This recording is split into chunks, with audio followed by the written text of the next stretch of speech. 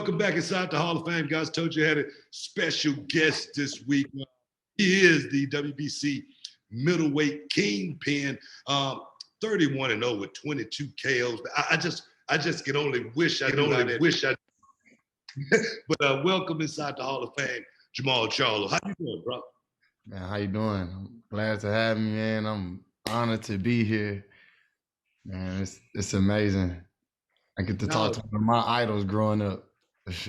oh man, you the man now, though, man. It's all about you. For me, man, I had so much of a good time. Laying down the foundation, knowing that I had a lot of young brothers like yourself, looking at me, and I wanted to set an example, man. And definitely, you are representing H-Town like I did once upon a time. So, hey, man, do it and do it big.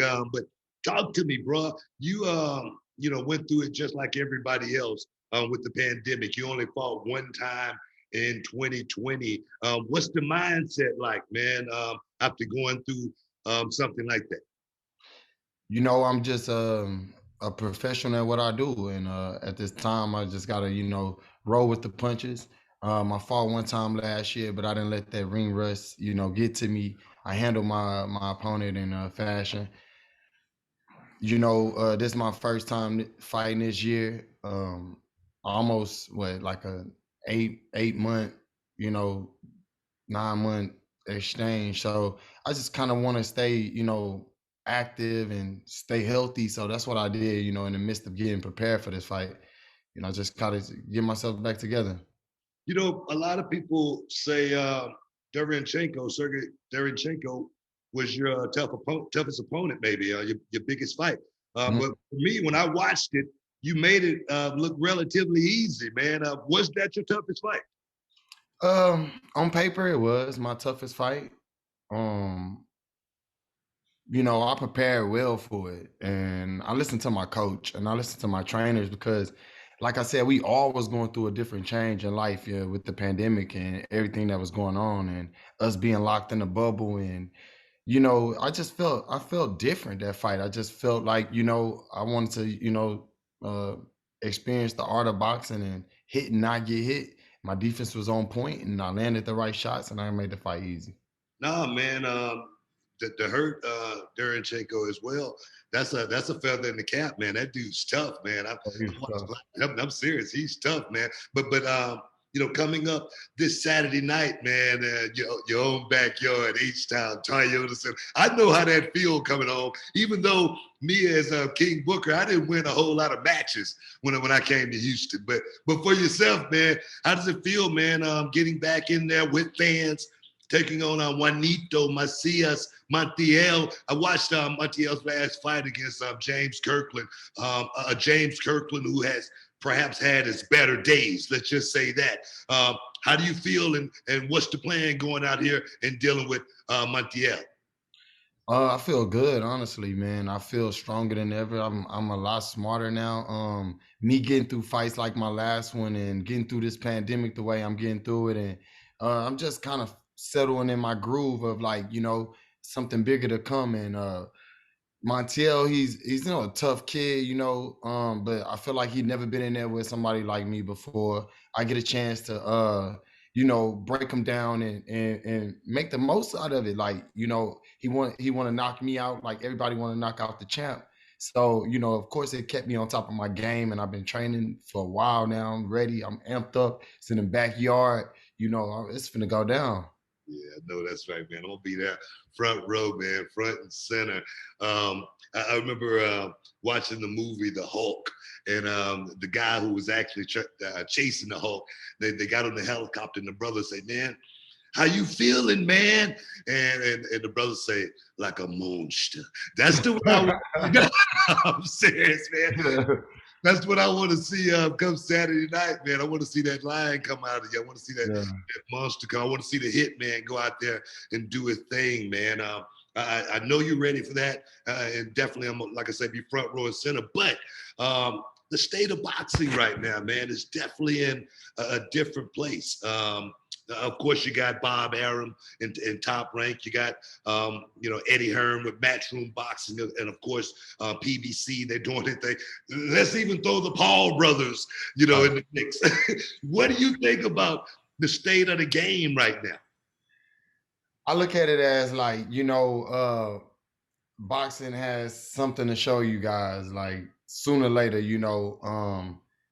if we at the top, we made it to this. We made it look like this. You wouldn't know no Paul brothers. You wouldn't have cared about Eddie Hearns or Bob Aaron them beef or whatnot if it wasn't for us, laying down the groundwork. So now everybody get to piggyback off of what we've been doing.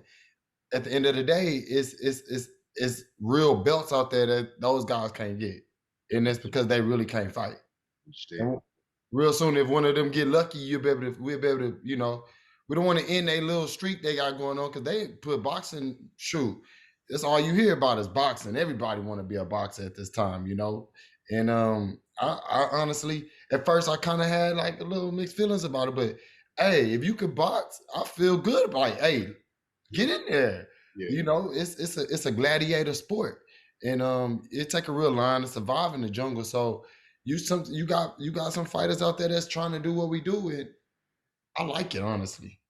I look at boxing, from an overall perspective. I've been watching it for years, man. I've been watching the special about the 4 welterweights, Sugar Ray Leonard, Tommy Hearns, Roberto Duran, Marvelous Marvin Hagler, and I see you, in that same, somewhat realm, Jermall Charlo, Terrence Crawford, Canelo Alvarez, Errol Spence, what is it going to take, for us to, see something like that, like we saw back in the day? We saw all of those guys get in there and mix it up. And me personally, that's what I want to see, man. I want to see the best fight the best. What is it going to take, for the boxers, for the best to actually get in there and mix it up with the best?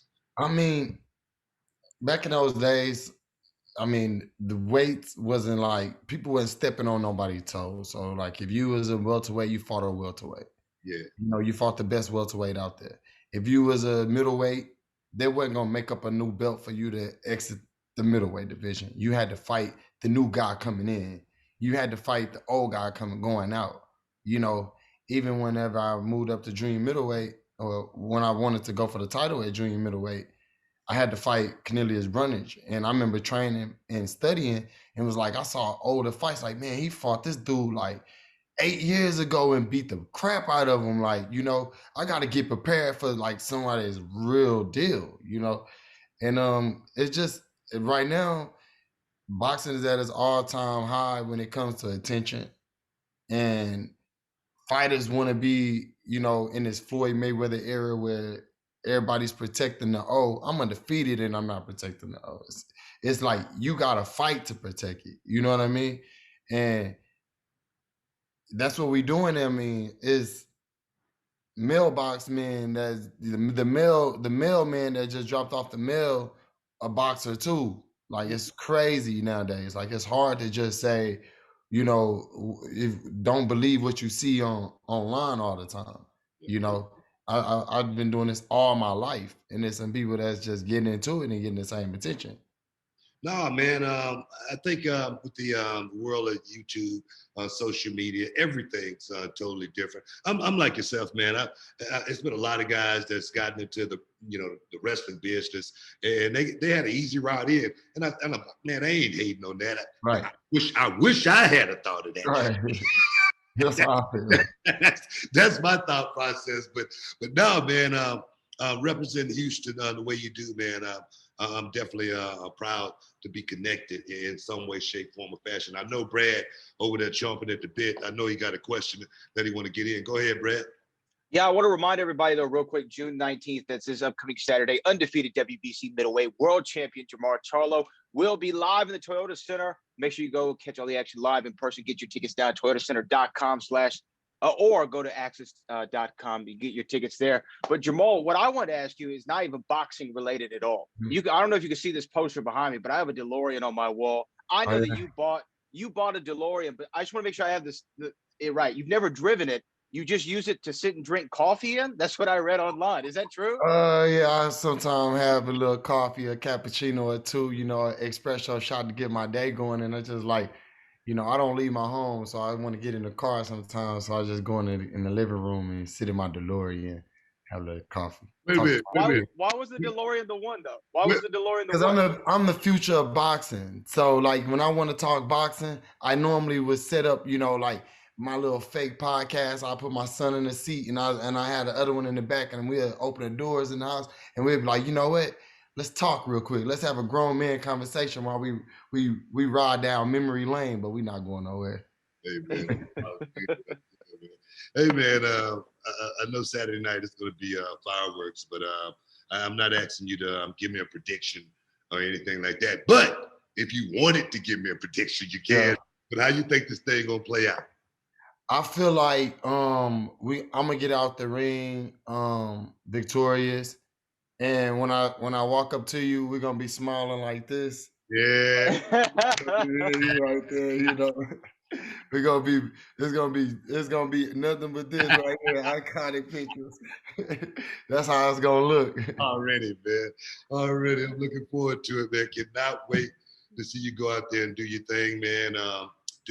Do it big, and more importantly, man, keep doing it big. Keep representing H-Town, and you know what? I appreciate this conversation, man, because I was before I early this morning, I was thinking when I was just writing some stuff down, and I said, man, should I ask him this question? Should I not? And I think it's my responsibility more than anything. You look at yourself as a role model, do you? I do. Yeah. Okay. That's representing right there. You know what I mean? It's a lot of young men in your position, shy away, from being in that position, knowing that, it's somebody after them, coming up. And what you're doing means a whole lot. A guy in the city by the name of Paul Bosch, I wear the ring of Paul Bosch, and he said a kid can't, open a knife or fire a gun with boxing gloves on. So, bruh, I commend you. Keep doing what you're doing. And I can't wait to see you on Saturday night.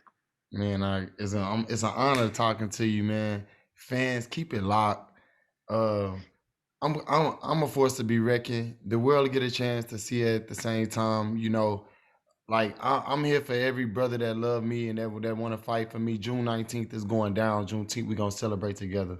Oh yeah, in the house, Toyota Center. Don't miss out. Don't get shut out. And I know you can dig that. Sucker! Stick around. You're in the Hall of Fame. We'll be back in a minute. What's up? This Booker T, two-time Hall of Famer. I know you're checking out The Shine, checking out The Gloss. I want to thank you guys for checking out Row on YouTube. Hey, don't forget to click and subscribe to check out all the latest content right here each and every week. Now, can you dig that, sucker?